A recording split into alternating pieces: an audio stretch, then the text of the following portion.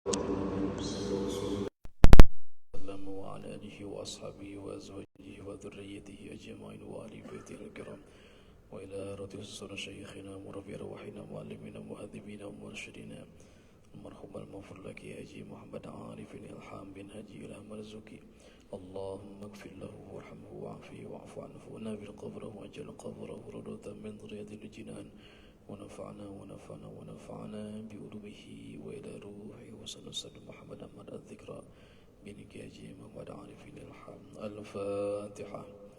أعوذ بالله من الشيطان الرجيم. بسم الله الرحمن الرحيم.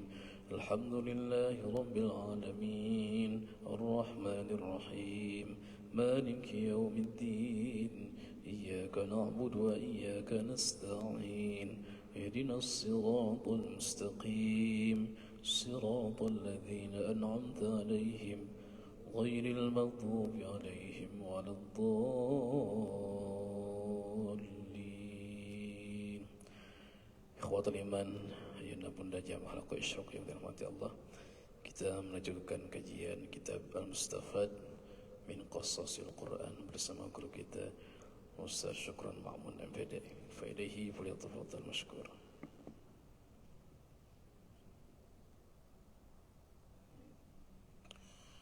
Bismillahirrahmanirrahim. Assalamualaikum warahmatullahi wabarakatuh. Bismillah, alhamdulillah, salatu wassalamu ala rasulillah Nabiyina Muhammad bin Abdillah. La hawla wa la quwata illa billah, amma ba'du. Rabbi israh li sadri wa yassir li amri wa halul uqdatan min lisani yafqahu qawli. Rabbana arinal haqqa haqqan warzuqna ittiba'ah wa arinal batila batila warzuqna ijtinabah. Qala Allah Ta'ala fi ayatil karim, a'udzu billahi minasyaitonir rajim. Ya ayyuhalladzina amanu taqullaha wal tanzur nafsum ma qaddamat lighad wattaqullaha innallaha khabirum bima ta'malun. Al-ayah, sadaqallahul azim wa sadaqa rasulul karim, alhamdulillahi rabbil alamin. Hadirin jamaah halaqah subuh Majelis At-Tiqra yang mudah-mudahan senantiasa dirahmati, diberkahi oleh Allah Subhanahu wa taala. Puji syukur kepada Allah yang masih terus mencurahkan nikmat, inayah, hidayah kepada kita semua, sehingga pada kesempatan pagi hari ini kita masih bisa melaksanakan aktivitas ibadah sholat subuh berjamaah yang kita lanjutkan dengan halaqah subuh. Mudah-mudahan senantiasa ibadah-ibadah yang kita lakukan ini semakin mengakrabkan diri kita dengan Allah Subhanahu wa taala. Amin ya rabbal alamin. Alhamdulillah, ya, tak terasa kita di pagi hari ini sudah berada di hari yang ke 11 kalau nggak salah ya, di bulan Januari ya, di 2023. Nikmat yang Allah berikan kepada kita, nikmat umur, nikmat waktu, nikmat sehat ini sangat berharga. Oleh karena itu, maka sebaiknya kita senantiasa memanfaatkan nikmat ini, ya. Karena kalau kita lihat dalam hadis Rasulullah sallallahu alaihi wasallam, ya, riwayat Imam Ad-Darimi dan Imam At-Tirmidzi, kalau nikmat yang pertama ditanya nanti di mahsyar adalah terkait dengan masalah umur, terkait dengan masalah waktu. Jadi kalau amal yang pertama dihisab adalah sholat, tapi kalau nikmat yang pertama dihisab nanti dipertanyakan adalah umur kita. Ya, di dalam hadis riwayat Imam Ad-Darimi dan Tirmidzi, Rasulullah SAW bersabda, La tazula qadama abdin yaumal qiyamah hatta yus'ala an arba'in. Gerak langkah kaki seorang hamba tidak akan digerakkan Allah pada hari kiamat sampai dia ditanya tentang 4 hal. Apa yang 4 hal itu? Yang pertama adalah an umrihi fima afnah, tentang umur yang Allah berikan kepada kita, tentang waktu yang Allah titipkan kepada kita. Kira-kira kita habiskan di mana waktu ini? Jadi waktu pertama nikmat itu waktu dulu, Pak, umur dulu. Kira-kira kita habiskan di mana? Ya, kira-kira kita banyaknya di mana nih? Kalau misalkan kita rinci tentang nikmat waktu ini, ya taruhlah umur umat Nabi itu kan 60 sampai 70 tahun. Salah seorang ulama yang pernah menghitung tentang nikmat umur itu Imam Ghazali. Imam Ghazali itu mengambil sama umur kita dengan Nabi 63 tahun misalnya.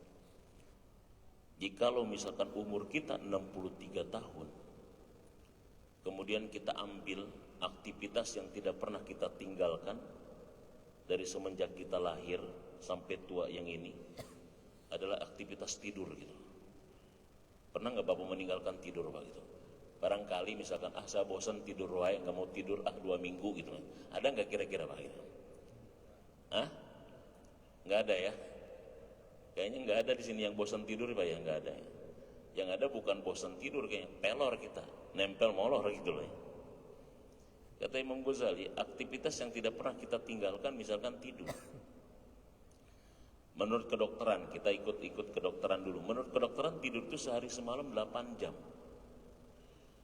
8 jam kali 63 tahun itu, kata Imam Ghazali muncul angka sekitar 20 tahun.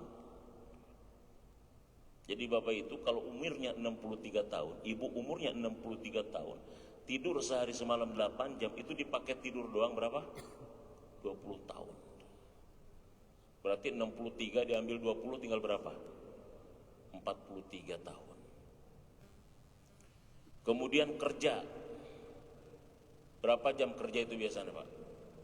8 jam. Kali 63 lagi jadi berapa? 20 tahun lagi. 43 diambil kerja 8 jam sehari, jadi 20 tahun, jadi berapa lagi sisanya? 23 tahun. 23 tahun lagi, sekarang ambil lagi aktivitas keseharian kita 4 jam lah. 4 jam aktivitas sehari-hari kita kira-kira. Berapa tahun tuh kira-kira jadi? 10 tahun. Berarti 23 diambil 10 jadi berapa sisanya? 13 tahun. 13 tahun dipotong 10 tahun masa belum balik, ngaji belum benar, sholat kadang-kadang gitu. Kita kan kadang-kadang ada yang sadar juga udah di usia 40 tahun baru sadar kan. Usia 40 tahun baru tahu jalan ke masjid kadang-kadang. Ada yang kayak begitu. Dulu kadang-kadang alhamdulillah sama dulu mah nggak pernah berhenti ke masjid. Ya lewat melulu nggak pernah berhenti ya emang gitu loh.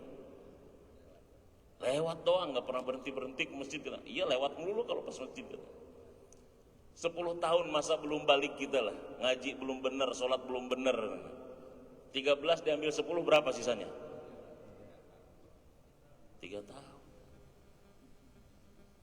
Jadi bayangkan 63 tahun Bang Faisal dipotong masa kita tidur 20 tahun, kerja 20 tahun, aktivitas harian 10 tahun, masa belum balik kita belum benar 10 tahun, tekor tinggal tersisa 3 tahun. 3 tahun tersisa. 3 tahun ibadah yang rutin yang kita kerjakan, kira-kira ibadah apa kira-kira? Taruhlah ibadah sholat. Berapa sekali sholat kira-kira? Kalau berjamaah di sini kira-kira lah 10 menit lah ya. Kalau sholat sendiri nggak tahu saya 10 menit atau berapa menit kayak gitu. Taruhlah sholat misalkan 10 menit kali 63. Itu paling 1 semester, 6 bulan yang paling kita pakai untuk sholat dari waktu 63 tahun yang Allah berikan kepada kita. Jadi ketika kita ditanya, diinterogasi, dihitung tentang umur kita yang 63 tahun dipakai untuk apa? Tuhan dipakai tidur 20 tahun, pakai kerja 20 tahun, pakai lihat WA, lihat TV, makan, mandi 10 tahun Tuhan. Tekor ya, boro-boro untuk beli surga Allah, untuk bayar nikmat Allah saja kayaknya nggak cukup. Nggak cukup bayar nikmat Allah saja. Boro-boro untuk beli surga yang luasnya seluas langit dan bumi, fasilitasnya super mewah. Untuk bayar nikmat Allah saja mungkin tidak cukup. Padahal ini adalah nikmat yang pertama. Hatta yus'ala an arba'in, sampai dia ditanya tentang 4 hal. An umrihi fima abna, umur kita kira-kira dipakai untuk apa? Dihabiskan untuk apa? Dihabiskan di mana kira-kira? Ya, ini luar biasa. Makanya dalam tinjauan umur, dalam tinjauan waktu, manusia itu terbagi tiga, Pak. Ya. Ada tiga model manusia dalam tinjauan umur, dalam tinjauan waktu. Pertama ada manusia robihun namanya. Manusia robihun. Manusia yang beruntung, manusia yang bahagia, manusia yang sukses, yang menang. Yang kedua ada manusia magbunun, manusia yang tertipu, manusia yang rugi. Yang ketiga ada manusia mal'unun, manusia yang terlaknat. Ada manusia yang binasa, celaka. Satu manusia yang robih, beruntung. Dua manusia magbun, yang rugi, yang tertipu, khosir. Tiga manusia mal'unun, manusia yang terlaknat dan binasa. Jadi semua manusia dikasih waktu. Di antara manusia yang diberi waktu itu oleh Allah terbagi tiga, kata Rasulullah. Robih, manusia yang beruntung. Magbun, manusia yang tertipu, rugi. Mal'un, manusia yang binasa dan celaka. Kenapa kira-kira? Bahkan dalam hadis dikatakan apa? Nikmatani magbunun katsirun minan nas. Ada dua nikmat yang kebanyakan manusia tertipu oleh dua nikmat itu. Satu nikmat apa? Nikmat sehat. Yang kedua nikmat apa? Nikmat waktu luang. Nikmat waktu. Kenapa kira-kira, Pak? Contohlah, kenapa manusia banyak yang tertipu dengan nikmat waktu? Kenapa kira-kira? Karena manusia tidak mengetahui, tidak memahami hakikat waktu. Saya tanya kira-kira nih ya, para sahabat sudah pakai jam tangan Rolex belum Pak? Dulu Pak kira-kira? Hah? Para ulama dulu sudah pakai jam tangan Alba belum? Seiko gitu, sudah belum? Belum ada orang. Tapi pertanyaannya mereka sering tertipu waktu atau tidak kira-kira? Orang sekarang jam tangannya mahal-mahal. Jam tangannya ada Rolex, jam tangan Seiko. Jam dinding gede-gede. Kalau begitu 1 jam bunyi dong-dong gitu loh ya. Handphone ada alarm kayak gitu. Alarmnya bagus, jam tangannya bagus, mahal. Jam dindingnya gede. Tapi apa? Tapi tetap tertipu oleh waktu. Orang dulu nggak pakai jam tangan, nggak pakai jam dinding, tidak tertipu oleh waktu. Orang sekarang jam dinding, jam tangan, alarm, tapi tetap tertipu apa? Pertanyaannya kenapa? Karena kita tidak memahami hakikat apa? Hakikat waktu. Kita tidak memahami hakikat waktu. Ini persoalannya. Makanya yang pertama yang harus kita pahami adalah hakikat waktu. Apa itu waktu? Jadi kalau ini tuh bukan waktu, Pak. Ini alat untuk mengetahui waktu. Jadi kalau itu tuh bukan waktu, alat untuk mengetahui waktu. Lalu waktu itu sendiri apa? Waktu sendiri apa? Ada 3 makna waktu yang saya baca menurut pemahaman para ulama. Pertama, waktu itu kalau kata Ibnu Sina adalah kadar gerak. Waktu itu adalah kadar gerak dari masa lalu menuju masa depan. Jadi orang yang bergerak itu menunjukkan orang yang memiliki waktu. Gerak itu artinya adanya aktivitas. Aktivitas itu dalam bahasa agama kita namanya amal. Amal itu harus disifati dengan soleh, baik, indah, bermanfaat, tidak merusak. Maka kalau begitu artinya pertama, waktu itu adalah amal soleh sebetulnya. Jadi orang yang bergerak itu menunjukkan orang yang memiliki waktu. Orang yang diam, orang yang menunjukkan tidak punya waktu dan tidak memiliki waktu. Jadi adanya gerak itu menunjukkan adanya aktivitas. Jadi kalau misalkan kita dikasih umur oleh Allah, dikasih waktu oleh Allah, maka waktu itu harus dipakai untuk apa? Aktivitas. Dan bukan sekedar aktivitas, tapi aktivitas itu harus baik, indah, bermanfaat dan tidak merusak. Itu yang disebut dengan amal soleh. Maka dalam tinjauan ini waktu itu adalah amal soleh. Jadi kalau misalkan Barat punya moto time is money, waktu adalah uang. Kita orang beriman punya moto, time is amal soleh. Waktu adalah amal soleh. Waktu itu amal soleh. Makanya kalau misalkan kita tadi hitung tentang umur kita, dipakai tidur, dipakai dan lain sebagainya, dipakai kerja, tekor kita ternyata sisa tinggal 3 jam. Tapi ketika waktu kita dipakai untuk amal soleh, maka itu tetap akan menjadi nilai yang bermanfaat di hadapan Allah. Contoh, tidur bisa nggak jadi nilai ibadah Pak kira-kira misalnya? Bisa nggak tidur jadi ibadah? Bisa. Gimana caranya supaya tidur kita jadi ibadah? Gimana caranya supaya tidur kita jadi ibadah? 1, tidur kita pakai ilmu. Pakai ilmu. 2, tidur kita ikutin sunnah Rasul. Sebelum tidur kita baca doa. Sebelum tidur kita bahkan wudu dulu. Sebelum tidur kita berzikir. Ketika tidurnya gimana posisinya. Nah begitu kita terlelap, maka tidur kita bisa menjadi ibadah. Berarti 8 jam kita ibadah, 20 tahun tidur kita ibadah. Ke kamar mandi bisa jadi ibadah nggak Pak? Bisa. Ke kamar mandi jadi ibadah. Pertama baca doa, masuk kamar mandi. Allahumma inni a'udzubika minal hubus wal khaba'ith. Kemudian masuk kaki apa? Kiri dulu. Kemudian di kamar mandi kita nongkrong. Cuma kalau di kamar mandi jangan berzikir. Kalaupun pengen zikir ya tetap di dalam hati. Maka di kamar mandi kita 30 menit ibadah juga. Ditanya, lama amat di kamar mandi lagi ngapain sih? Lagi ibadah gitu aja. Itulah akhirnya agama kita. Bagaimana cara aktivitas kita semuanya menjadi indah, baik, bermanfaat, tidak merusak ketika pakai ilmu sesuai dengan sunnah Rasul, sehingga hal itu bisa menjadi ibadah.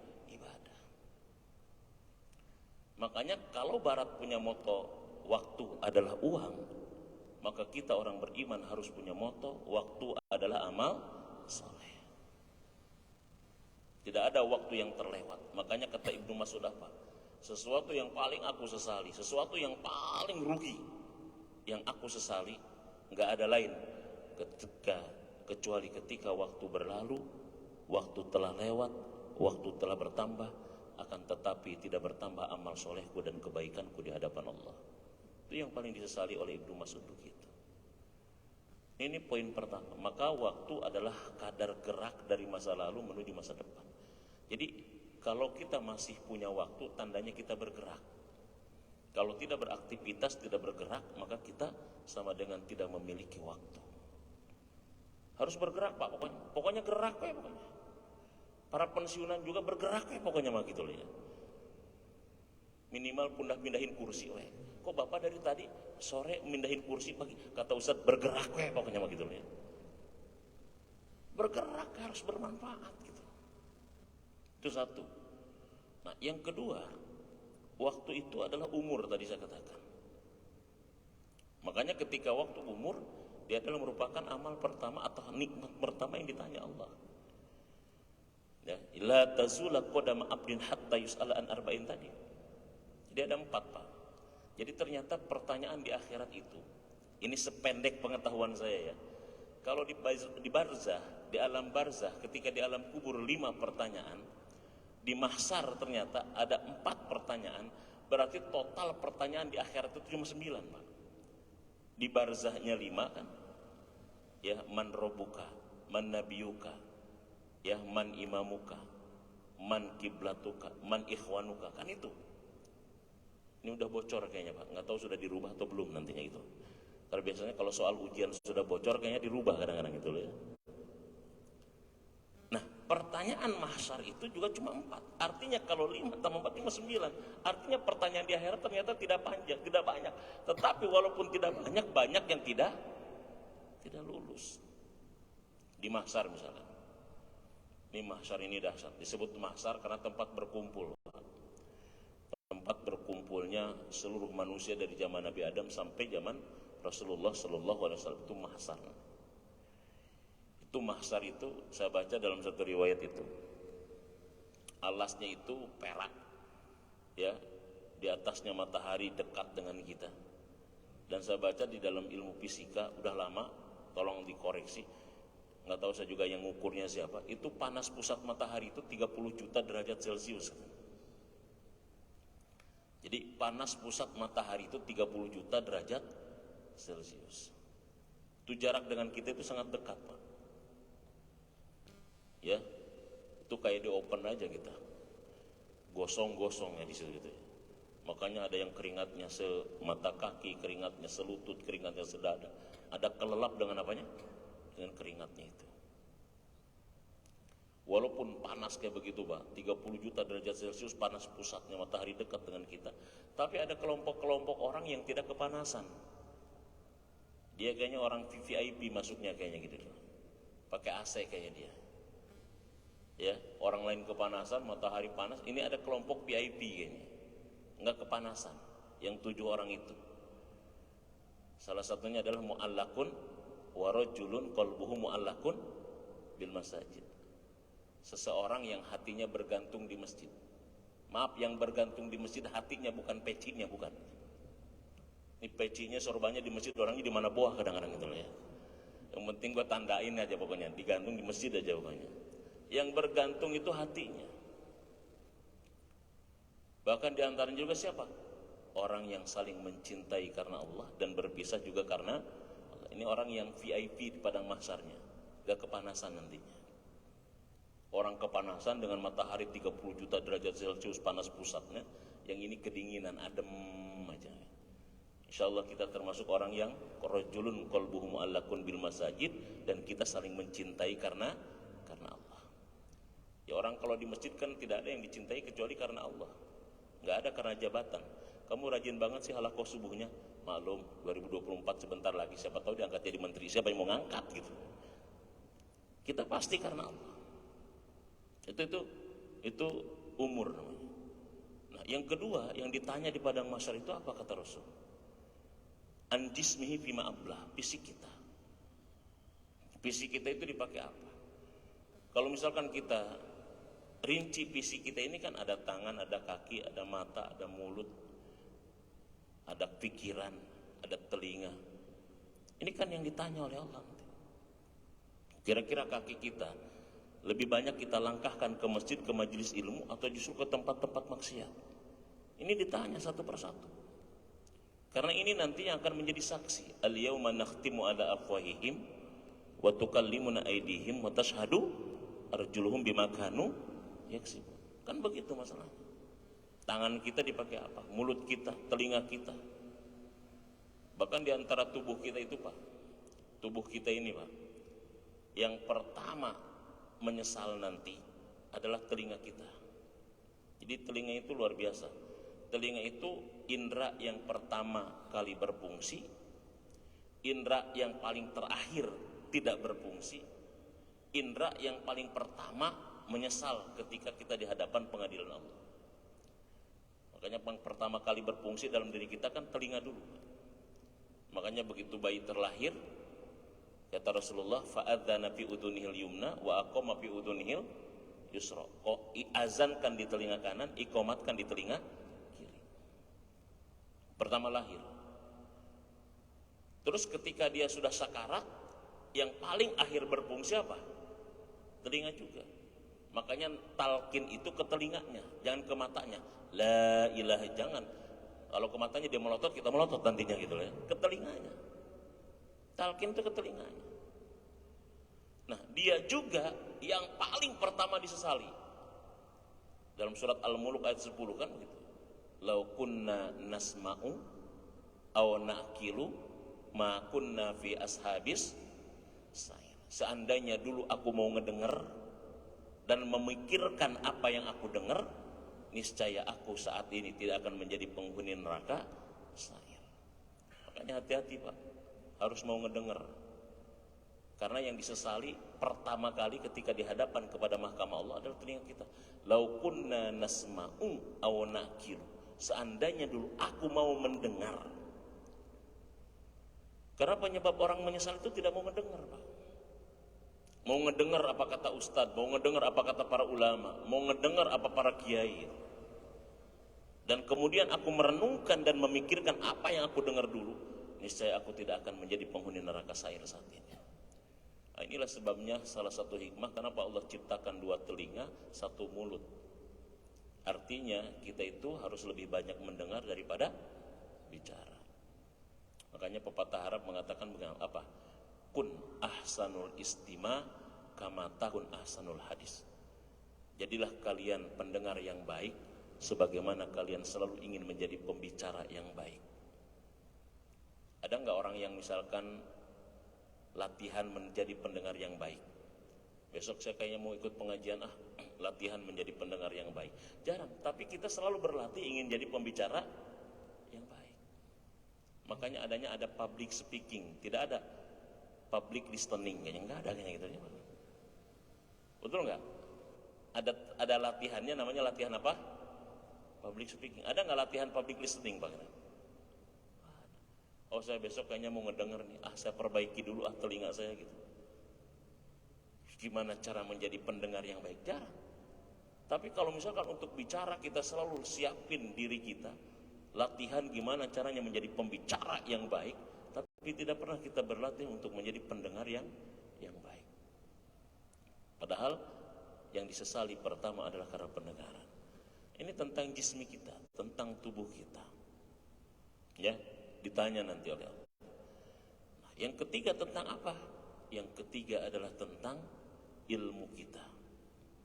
An ilmihi madza amila fih. Tentang ilmu, kira-kira apa yang kita amalkan dengan ilmu itu. Nah, ini hati-hati dengan ilmu itu ya. Makanya orang-orang barat itu gimana cara merusak manusia itu sebetulnya dirusak dengan ilmunya dulu. Konsep ilmunya, Pak. Kalau konsep ilmunya sudah rusak, maka pemahamannya rusak. Kalau sudah pemahamannya rusak, nanti amalnya rusak. Kalau sudah amalnya rusak, nanti hidupnya rusak. Kalau sudah hidupnya rusak, nanti matinya rusak. Ini catat, Pak ya. Ada 5 mata rantai kehidupan yang tidak bisa dipisahkan. Kita kan kadang-kadang selalu berharap akhir hidup kita baik, ending kita baik. Namanya husnul khatimah atau husnul maut. Betul, Pak? Tapi ingat, Pak, husnul maut ini terikat dengan husnul hayat. Jadi bagaimana kita mati yang baik sangat bergantung hidup yang baik. Namanya husnul apa? Husnul hayat. Yang ketiga, hidup yang baik ini, husnul hayat ini sangat bergantung kepada husnul amal, amal yang baik. Nah, amal yang baik ini sangat bergantung dengan pemahaman yang baik. Namanya husnul fahmi. Pemahaman yang baik ini sangat terikat dengan ilmu yang baik dan benar. Namanya husnul ilmi. Jadi husnul ilmi melahirkan husnul fahmi. Husnul fahmi melahirkan husnul amali. Husnul amal melahirkan husnul hayat. Husnul hayat melahirkan husnul khotimah, husnul maut. Makanya ilmu terus benar. Makanya guru saya mengajarkan, ya Abah Harun misalkan mengajarkan gini juga. Kalau ngaji, satu harus benar bacanya. Misalkan ngaji ini harus benar bacanya. Yang kedua, benar pemahamannya, ngemaknainya. Tiga, benar pemahamannya. Jadi kalau bacanya benar, dua, maknainya harus benar, mengartikannya harus benar. Yang ketiga, memahaminya harus benar. Ternyata kalau tiganya benar, nanti amalnya juga jadi benar. Harus benar. Maka hati-hati dengan konsep ilmu. Kenapa sekarang kenapa umat Islam saat ini terbelakang? Bisa jadi karena kesalahan kita tentang konsep ilmu. Contoh, Pak, yang kita dengar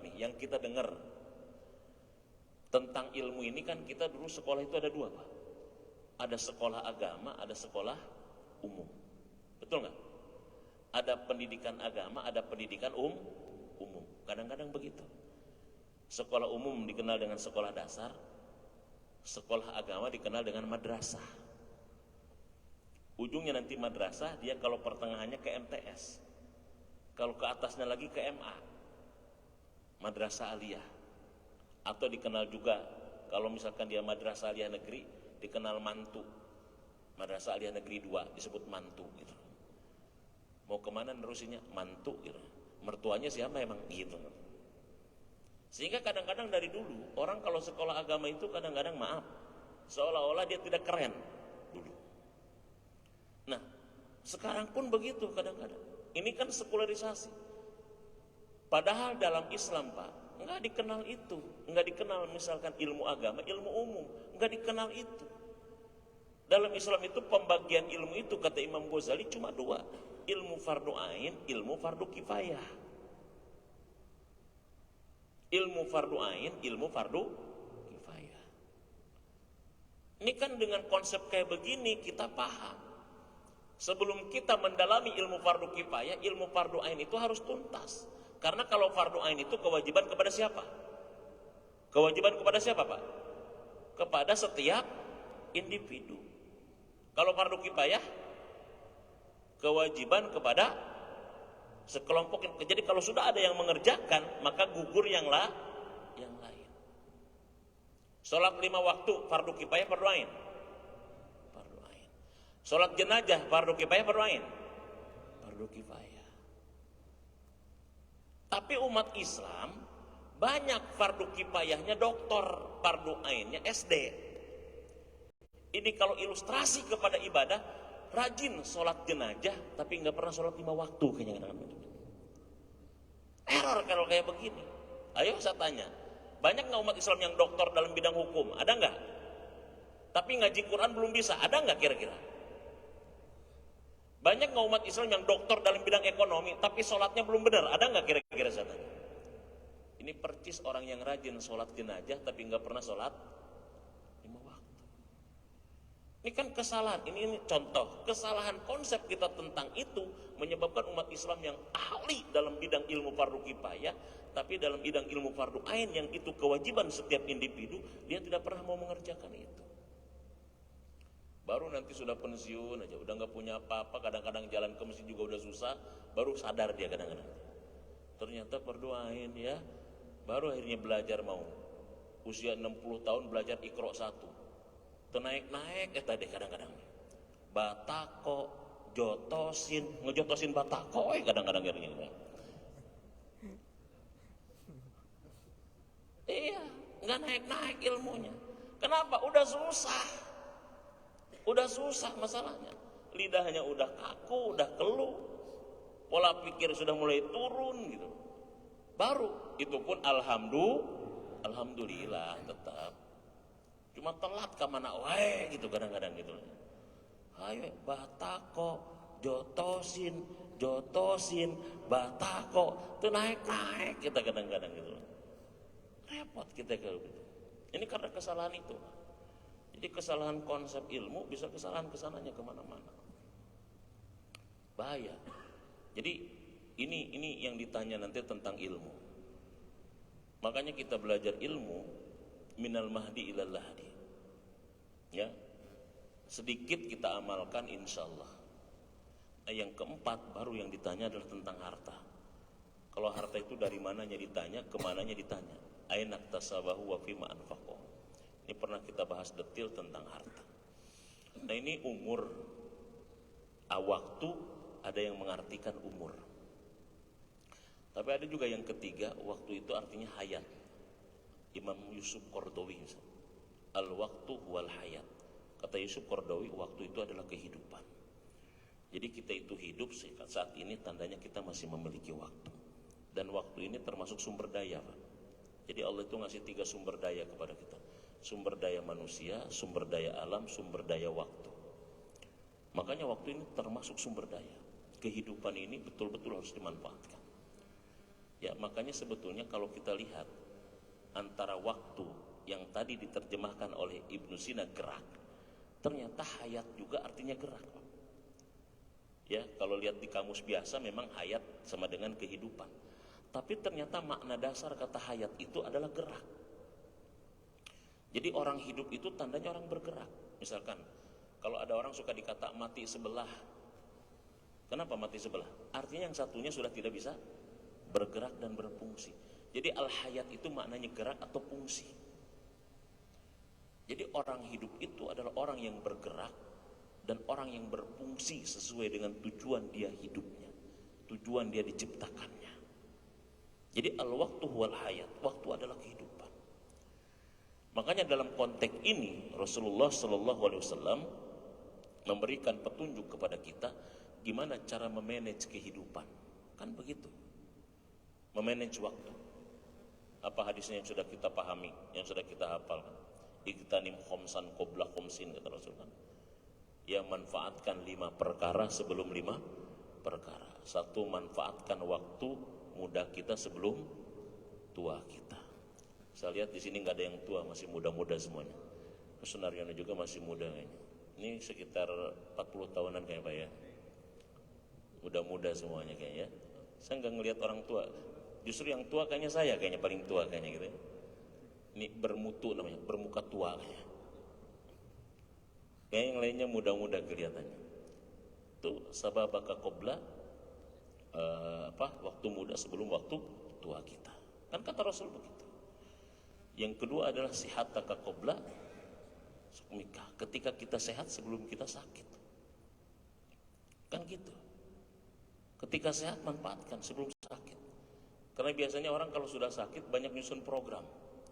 Pas ketika sakit terbaring di rumah sakit, ditengok sama tetangga, ditengok sahabat, ditengok sama temannya gitu. Langsung nyusun program. Ya Allah, kalau saya sembuh nanti ya saya mau silaturahim ya. Nanti insya Allah ikut gabung lagi pengajian ya.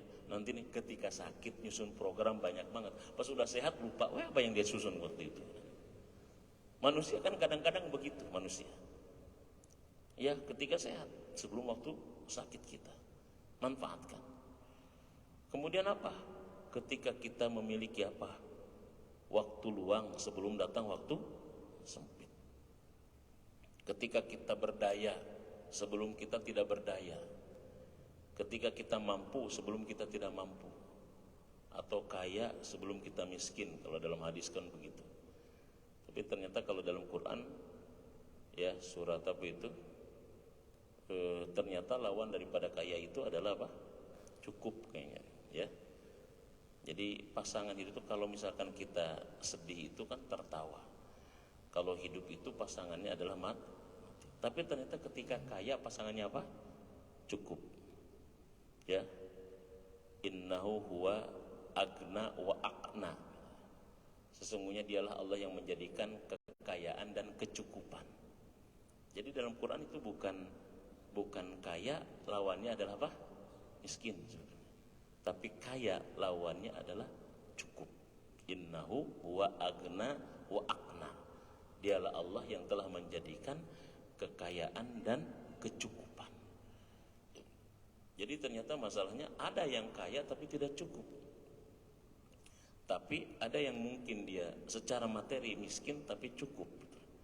Namanya aqna. Aqna itu dari kata qanaah. Makanya kekayaan yang sesungguhnya itu adalah qanaah. Ya, qanaah itu adalah kekayaan yang sesungguhnya. Sedangkan serakah itu, toma itu adalah kemiskinan yang sesungguhnya. Jadi Rasulullah pernah ditanya tentang siapakah manusia yang miskin, siapakah manusia yang kaya.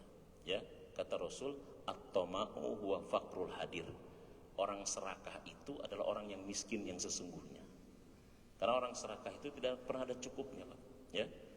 Walaupun duitnya banyak, rumahnya gede, tetap. Karena yang korupsi kan jangan orang-orang miskin. Yang korupsi 1 miliar, yang korupsi 1 triliun. Orang miskin bukan kira-kira Pak? Secara materi, bukan. Itu orang kaya. Orang miskin korupsi 1 miliar, duitnya nggak pernah ngelihat dia 1 miliar. Korupsi gimana dia? Itu orang-orang kaya biasanya. Nah itu karena mereka adalah orang serakah. Nah serakah itulah kemiskinan yang sesungguhnya. Kemiskinan yang sesungguhnya. Ya jadi begitu. Jadi tentang harta kita didapatkan dari mana dan dibelanjakan kemana. Nah ini waktu ya. Yang ketiga adalah kehidupan. Makanya kata Rasul manfaatkan. Apa yang selanjutnya kata Rasul? Waktu hidup kita sebelum datang kematian kita.